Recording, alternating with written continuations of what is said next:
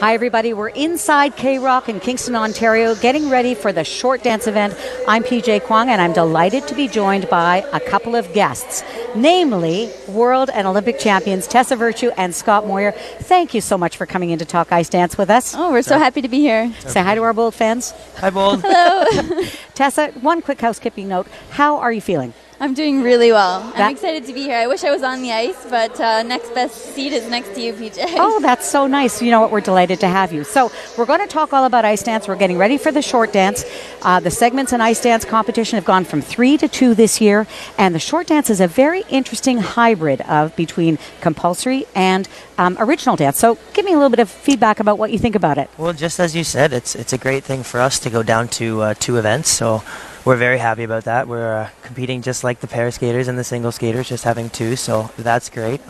We like how they brought in the compulsory dances and kind of just a little bit of that, and we think it's great. I think it's going to be great for ice dance in general. What about you, Tessa?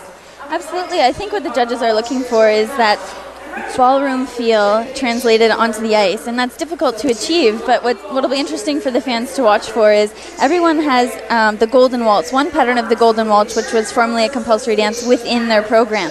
So people are skating to different music, so they'll have to kind of vary it a little bit and make it their own and make it unique.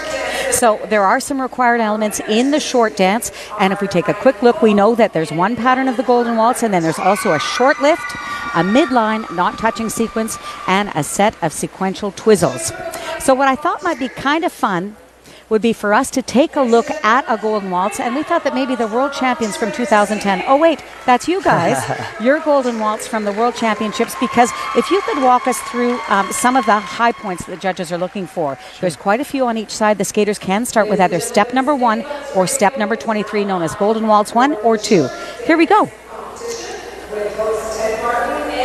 Well, I think what's interesting to mention, PJ, is that even though this is the Golden Waltz from compulsories last year, the judges are really looking at it technically, which is different from past.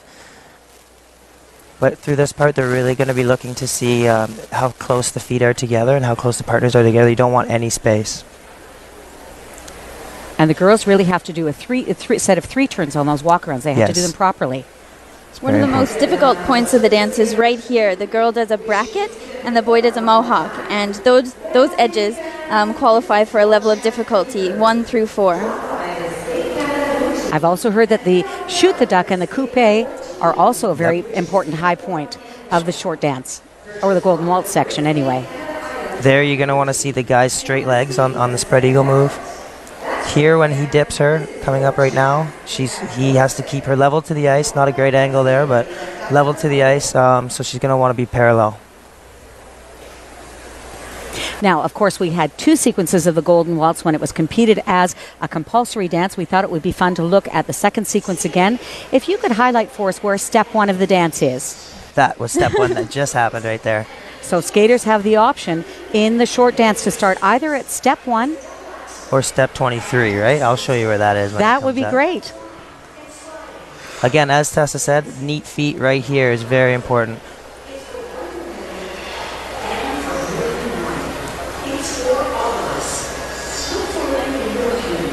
Now, for the lady, what is the most challenging part aside from the walk around? Do you find this difficult? This is a very challenging part. I think just maintaining that waltz feel and that lightness while staying close to your partner. I mean, the dance actually is quite quick in rhythm.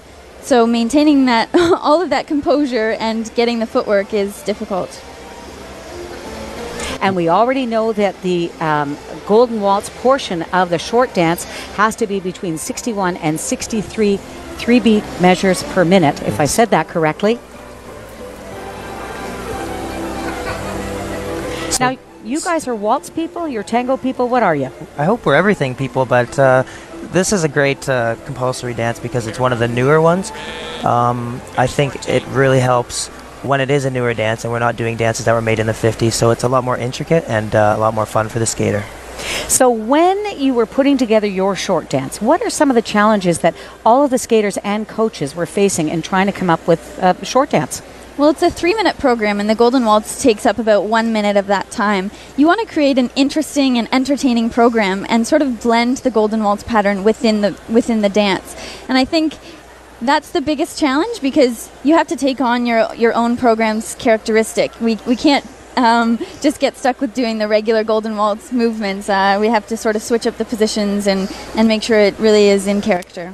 So does it feel waltz-like to you as now as it's part of the short dance, or has it been taken completely out of context? Well, I think the trick will be for the skaters to keep it really fluent. You're not going to want to notice that the Golden Waltz is coming up, but as I said earlier, the game has really changed. Just as the game changed for when single skating went to the new judging system, this compulsory dance is completely different, because you have to execute the levels, or else your points are going to be way down in the basement. I've had lots of questions from fans about sequential twizzles. What is the key to doing them well? Practice. Just like anything. Yeah, unfortunately, or fortunately, twizzles are just one of those elements you have to get in your body. It has to become just part of the dance. It has to be muscle memory, and you have to get used to twizzling and focusing on your own steps while maintaining that close position to your partner. And it is the maintaining of the close position in ice dance that is really key. I mean, that is what really defines it. Now, what about creating a lift for within the short dance? Did you find that was difficult? It's a 6-second or a short lift. Short lifts are typically one position. Am I right about that? Usually, yeah. That's the challenge that we face with the short lifts, is we don't have a lot of time, so it's got to be quick. And if it's going to be intricate and interesting, you have to kind of do a trick at the beginning of the end, so not leaving you a lot of time to do the actual level move. That is absolutely outstanding. Thank you so much for letting us know all about the Golden Waltz. David Pelletier and I are going to be on deck looking for the short dance and watching all of the skaters, and it is an absolute honor to be beside Olympic and world champions Tessa Virtue and Scott Moir talking about ice dance. Thank you very much for coming, and we'll be back after this short break. Stay tuned to Bold.